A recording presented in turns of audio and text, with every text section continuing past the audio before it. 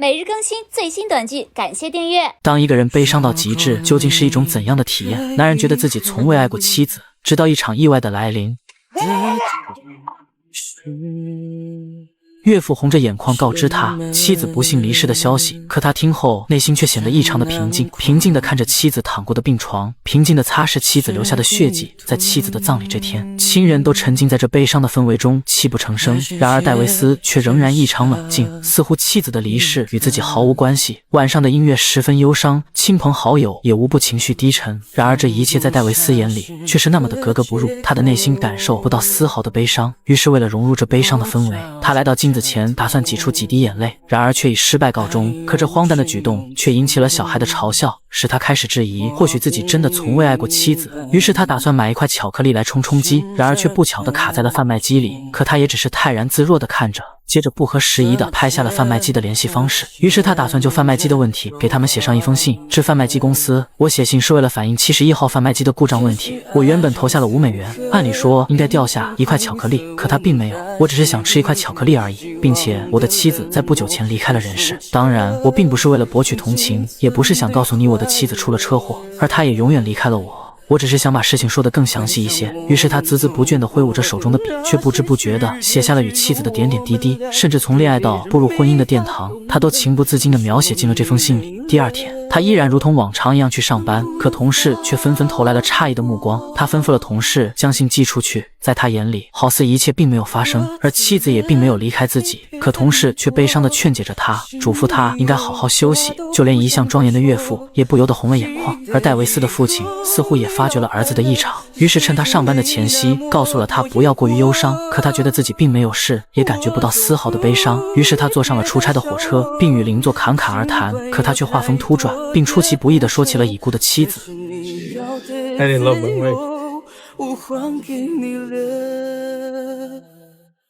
No, it's sad to say, but now that she's gone, I don't even feel sad or pain or hurt.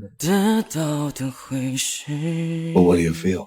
或许是这句话刺激了他敏感的神经，他忽然起身拉下了火车的强制把手。他也不知自己为何会这样做，于是在面对警察的审问时，他不知所云，更是语无伦次。直到被一旁的同事提醒，才得知他的妻子不久前离世。警察似乎忽然知道了这背后的原因，还好情节并不严重，只是简单的口头教育便放他回了家。可偌大的房间只有他一人孤零零的享用午餐，但他并不觉得孤单。接着他看到了桌上妻子最爱的海螺，他没有感到哀伤，反而觉得有些许的扎眼。随后他打开了冰箱，发现了妻子生前留下的纸条，是妻子让他维修冰箱，可以往他总是借口拖延，但现在他却想立刻将它修好。于是他开始行动了起来。可经过他一番辛勤的劳作，没想到冰箱竟彻底报废。随后看着满地的狼藉，他心里却生出一股莫名的惬意，那是一种前所未有的畅快感，仿佛被束缚的灵魂终于得到了自由。从这以后，他便爱上了拆东西所带来的酣畅淋漓。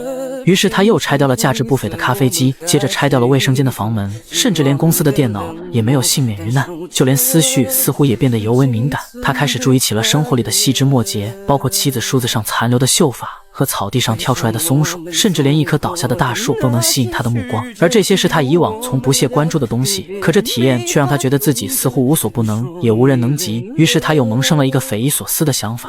随后他来到一个拆迁的工地。 Can I help you out? You just tell me what to do. You don't have to pay me. What kind of shit you trying to pull here?并且主动给了工头一笔钱，只为体验破坏所带来的痛快淋漓。尽管他这出乎意料的请求让人瞠目结舌，但工头还是同意了。看小锤无法满足他高涨的兴致，于是工人给他替换了一个大锤，而这个大锤好似注入了魔力一般，瞬间让他精神抖擞，忘乎所以的捶打起来。而每一次的捶打，仿佛都让他重新注入了生命的活力，似乎只有在不断的破坏中，才能寻得内心片刻的释放。而工人们一度以为他脑子有问题，可只有戴维斯能深切地感受到这酣畅淋漓所带给他的痛快感。可渐渐的，在他尽情地享受畅快感的同时，可妻子的画面却突然从他的脑袋里一闪而过。忽然一个不小心踩到了地面的钢钉，瞬间一股锥心之痛充斥着他整个脑袋。随着他奋力拔掉了脚上的钉子，这股疼痛感仿佛也夹杂着一种无法言说的痛快。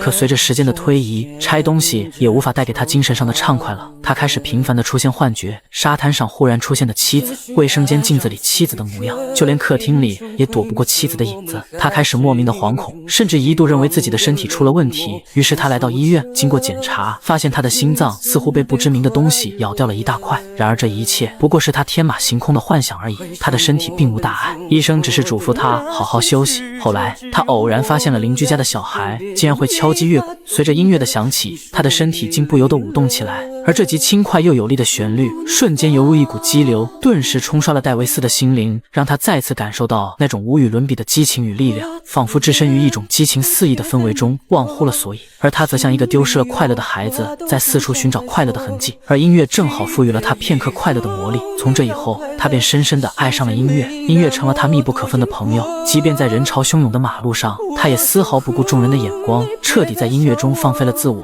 仿佛只有音乐的魔力才能唤醒他生活下去的激情。于是不论是在车流如云的马路间，或是在工地路边的沙土堆里，还有步梯之上扶手一旁，亦或是广场边一排排的立柱上，都能让他忘乎所以，沉浸在音乐的魔力中，如痴如醉。此时的他已顾不上众人的异样眼光，他只知道音乐能带给他片刻的欢愉，可他没想到的是，却也因此怠慢了工作，而获得了领导一顿劈头盖脸的斥责。I want it signed on my desk by tomorrow. Are you done here? 紧接着，连音乐也无法激起他内心的惬意了。于是他打算再次体验破坏所带来的畅快。他的目标锁定在了与妻子生活过的别墅。只见他开着挖机猛烈地驶向房屋，随着几声巨响，完好的房屋便被他搞得破烂不堪。他来到屋内，注视着这满地的狼藉，可他仍然感觉不到先前的过瘾。于是他又来到妻子的梳妆台前，随着几锤子狠狠地落下，他终于有了一丝丝痛快的感觉。于是他又拼命地砸去，直到手中的锤子断裂开来，他才意犹未尽地停了下来。可让他没想到的是，这里竟然藏着妻子生前的秘密。他发现了一张打过胎的检验报告，可面对此事，戴维斯却一无所知。他无法理解妻子为何会将如此大的事瞒着自己，这感觉如同寒冷刺骨的暴雨，瞬间便浸湿了他的身体。于是他打算找到岳父岳母问个清楚。一路上阳光格外刺眼，于是他拉下了车上的遮阳板，却看到一张妻子留下的纸条，可他却一把扯下扔到了一边。他此时的内心充斥着疑虑和愤怒，已经使他顾不得查看上面的内容了。不一会儿，他便来到了岳父母家，没想到这里正开展着妻子的追悼会，而他已顾不得岳父岳母的颜面，当着所有亲朋好友的面，直接问出了心中的疑虑。 Did she tell you she was pregnant? Last year. Why didn't she tell me? 或许岳母也发觉了他的异常，接着便追上了戴维斯，并将女儿打胎的原因告诉了他。She was saying something. It wasn't yours.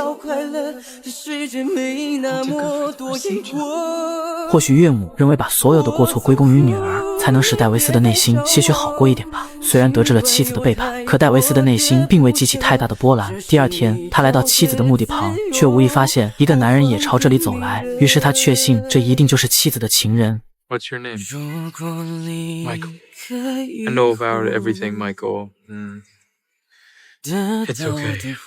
I just hope that you cared for her. She deserved that. 可男人却一脸茫然，他解释自己只是另一辆车的司机，而这次的车祸他深感抱歉，他痛哭流涕地忏悔自己的过错。戴维斯才恍然大悟，原来认错了人。然而事情已然发生，他也不想再去追究任何人的过错。 于是他上前安慰起了男人，两颗破碎的灵魂仿佛在此刻完成了对彼此的救赎。等他回到车里时，他才发现那张被他随意丢弃的字条，而纸条上是妻子留下的情话：如果你看不见我，那么晴天你一定会想起我。忽然，那些妻子曾留下的字条和与妻子生活过的点点滴滴，他的一颦一笑，还有车祸前妻子的容颜，顿时在脑海闪过。突然压抑许久的情绪，仿佛在此刻得到了释放，那种痛彻心扉的无力感瞬间涌上了心头，他的泪水也不自觉地滑落。或许亲人的离世不是不痛，只是不愿接受离去的事实。或许那种痛彻心扉，不止在离去的那一刻，而是在生活中曾有过你的每一个角落。或许是你梳子上残留的秀发，是夜晚不再有你的床铺，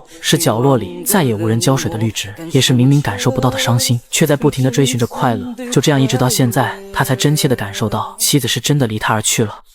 于是他带着满脸悲伤找到了岳父，并坚定地告诉他自己真的很爱妻子。后来他走过了妻子曾走过的每一个角落，虽然他依然常常会想起妻子，可他已不再怀疑自己。他会微笑着告诉妻子，我们相识的那一刻，你已然住进了我的心里，从不曾离去。